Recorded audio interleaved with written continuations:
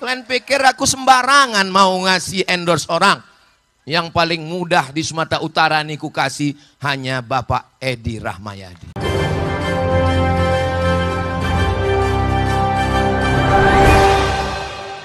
Assalamualaikum warahmatullahi wabarakatuh. Mengulang kesuksesan 2018, UAS kembali dukung Edi Rahmayadi di Pilgub Sumatera Utara 2024. Jadi Ustadz Abdul Somad ya kembali mendukung Edi Rahmayadi di Pilkada Sumatera Utara. Nah, dengan Ustadz Abdul Somad turun gunung mendukung Edi Rahmayadi di Pilgub Sumatera Utara, selesai sudah ini Bobi Nasution ya.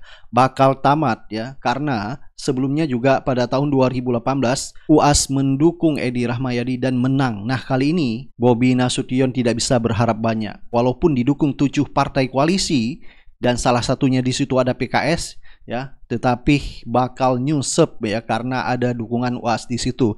Kita tahu ya, potensi dukungan Ustadz Abdul Somad di Sumatera ini sangat berpengaruh sekali. Karena pengalaman yang sudah ada di Pilkada 2018, banyak sekali UAS mendukung calon-calon gubernur maupun calon wali kota atau calon bupati itu menang. Berkawan-kawan ke rumah mertua, orang Padang Sedempuan, jangan lupa cucu nomor 2. Hidup kamera nih bang. Alhamdulillah. Soalnya tempat lain pernah saya gini-gini. Pas selesai saya tanya, mana videonya? Mohon maaf Pak Ustadz, kamera itu mati katanya. Terus kenapa kalian pasang? Untuk gaya-gaya aja. Kalau ibu membeli ember, airnya untuk basuh muka. Tanggal 27 November, jangan lupa coblos nomor. Nyambung orang. Kenapa Ustadz jarang di rumah musim pilkada ini? Karena kalau aku di rumah, banyak calon bupati, calon gubernur yang datang ke rumah mau minta endorse. Aku tidak semurah itu, Besti. Kalian pikir aku sembarangan mau ngasih endorse orang? Yang paling mudah di Sumatera Utara nih ku kasih hanya Bapak Edi Rahmayadi. Karena saya kenal sudah lama dengan beliau. Kami ini sudah berkeliling pada tahun 2018 dan sekarang tahun 2024. Bersama kita di Sumatera Utara, bersama kita di Padang Sedempuan, bersama pula nanti di surga Jannatul Firdaus. Amin ya Rabbal. Jangan beli kucing dalam karung, karena kucing nggak berkarung lagi sekarang. Kenali orangnya baik-baik, pasang telinga, dengar informasi. Tengok dengan mata, pandang dengan mata baik-baik. Renungkan hati dan pikiran. Aku Pak Ustadz telingaku nggak tajam lagi, berarti kau peka. Mataku nggak bisa menengok Pak Ustadz. Nggak apa-apa, tanya sama ustadz-ustadz kita, tuan-tuan guru kita. Tanya, Ustadz, tuan guru, aku bingung ini. Banyak kali baleho orang nih ku tengok. Siapa yang cocok untuk Sumatera Utara? Kalau tuan pergi sholat Jumat, jangan lupa bawa kain. Kalau sudah ada kawan Ustadz Somad, jangan lagi ke yang lain. Paham? Jelas? Ngerti? Jangan ada dusta di antara kita. Kapan lagi orang kesaksian palsu? Kesaksian palsu ketika masuk ke TPS. Sampai di TPS, saat itu kau sedang bersaksi. Aku bersaksi bahwa orang ini layak menjadi gubernurku 2024-2029. Coblos nomor. Bismillah. Tapi kalau kau mencoblos hanya karena sembako, kau mencoblos hanya karena serangan pajar, kau sedang memberikan kesaksian palsu. Sudah masuk dalam golongan dosa besar.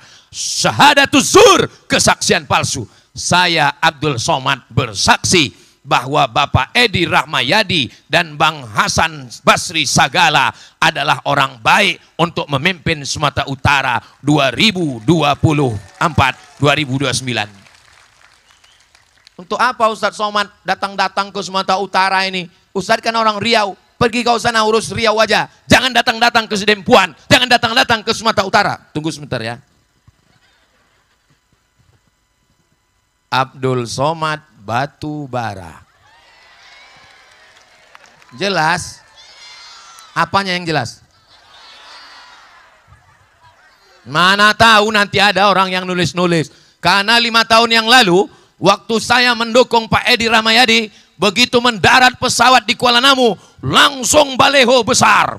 Abdul Somad jangan turun ke Sumatera Utara, jangan kacau Sumatera Utara. Kepala kau. Aku turun ke kampung halamanku sendiri, tak boleh. Aku mengendorse orang yang ku kenal, tak boleh. Selama di sini ada saya menghina-hina orang, ada saya mengejek-ejek orang, ada saya menyebut nama-nama calon lain, ada saya menyebut nama-nama partai. Kalau saya diejek orang lalu saya balas mengejek orang, lalu apa beda saya dengan kau? Betul? Mudah-mudahan kita terpelihara dari fitnah-fitnah pilkada ini, insyaallah. Amin. Jangan mau diadu domba, karena yang mau diadu itu cuma domba. Jangan mau termakan isu, karena kita masih makan. Jadi sebelumnya Edi Rahmayadi ini berpasangan dengan Musa Rajeksah di Pilkada Sumut 2018. Jadi waktu itu Edi Rahmayadi menang dari rivalnya Jarod Saifullah dan Sihar Sitorus ya, Jarod dari PDIP. Nah, dengan adanya UAS turun gunung mendukung Edi Rahmayadi di Sumatera Utara, menurut netizen di sosial media X, membuat Bobi Nasution menantu Jokowi ketar-ketir untuk memenangkan Pilgub Sumatera Utara. Kita tahu bahwa ya 7 partai yang mendukung Bobi Nasution di Pilgub Sumatera Utara, ada Gerindra, Golkar, Demokrat, PAN, Nasdem, PKB dan PKS. Nah, waktu itu ya PKS benar-benar ya dikuliti oleh netizen di sosial media. Karena kita tahu ya sebelumnya PKS benar-benar bersuara tentang politik dinasti. Tetapi pada akhirnya PKS pun ya ikut menjadi satu kolam koalisi bersama politik dinasti yang dibangun oleh Jokowi. Nah, begitu juga yang terjadi di Pilgub DKI Jakarta ya. Sampai Jokowi pun harus turun tangan menjadi juru kampanye Ridwan Suswono. Dan pada akhirnya pun ya Anies Baswedan memberi dukungan kepada Pramono Rano. Yang saya hormati Gubernur DKI Jakarta 2024-2029, insya Allah. Amin, amin, amin. Pramono Anung dan Wakil Gubernurnya Bang Dul Rano Karno.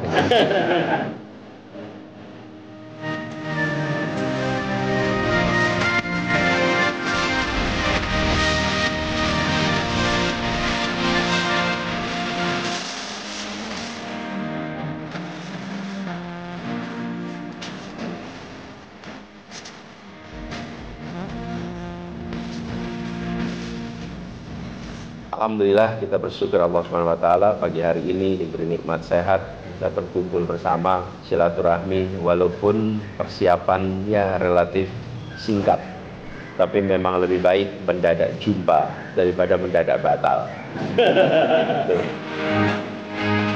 Tujuan perjumpaan diskusi pada pagi hari ini adalah silaturahmi. Jadi Mas Pram ini beberapa menyampaikan aspirasi keinginan berjumpa, tapi sebagai sebuah kebersamaan.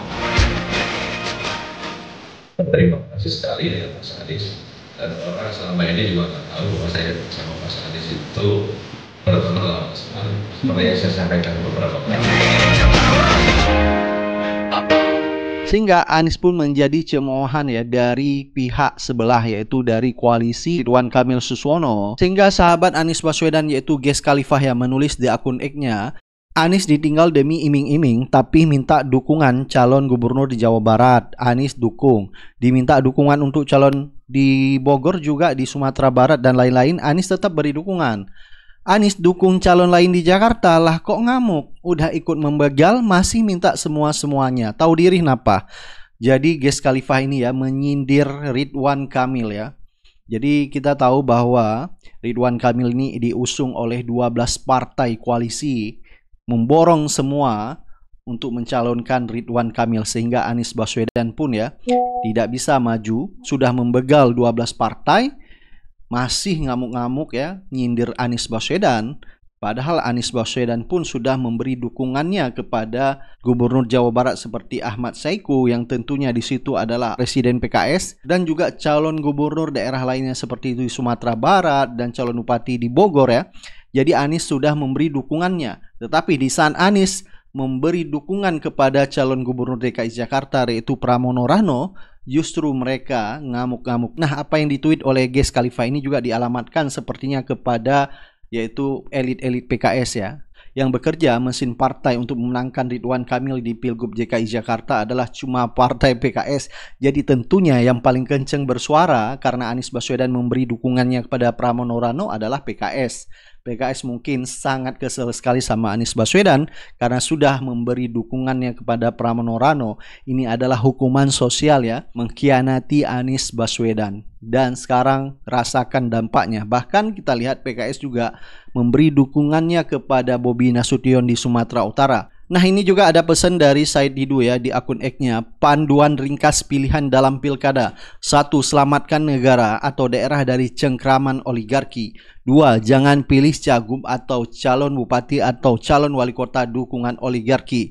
3. Joko Widodo adalah boneka oligarki. 4. Calon Joko Widodo sama dengan calon oligarki. Kesimpulan, jangan pilih calon Joko Widodo.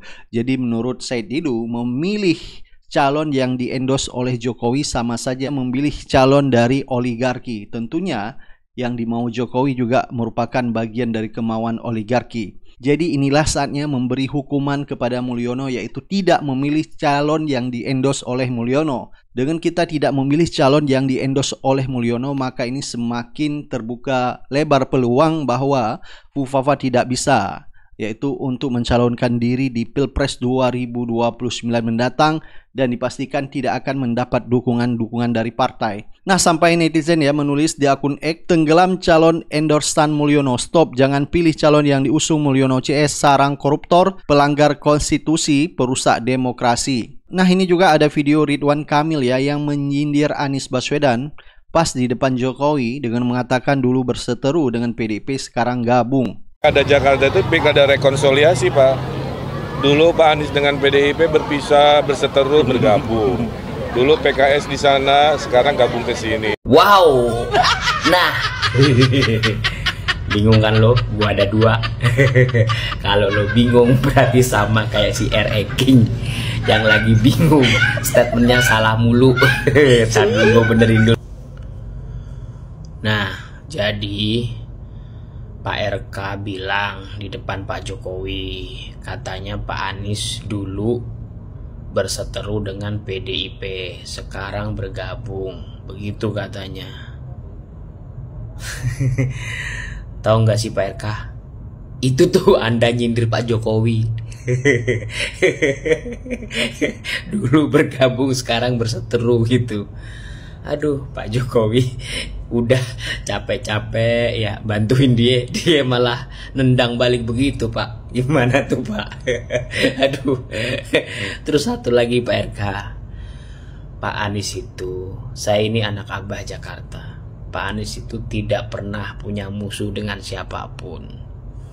Jadi lawan politik itu adalah temannya, dianggapnya seperti itu.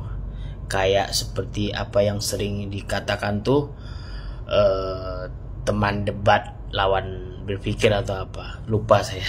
Pokoknya itulah. Jadi dulu Pak Jokowi JK jadi presiden dan wakil presiden, juru kamnasnya Pak Anies. 2017 Pak Anies gubernur, itu presidennya Pak Jokowi. 2024 pas Pak Anies calon presiden, Pak Jokowi masih menjabat sebagai presiden. Bermusuh dengan Pak Jokowi kapan? Kamu itu bener-bener statementnya salah mulu.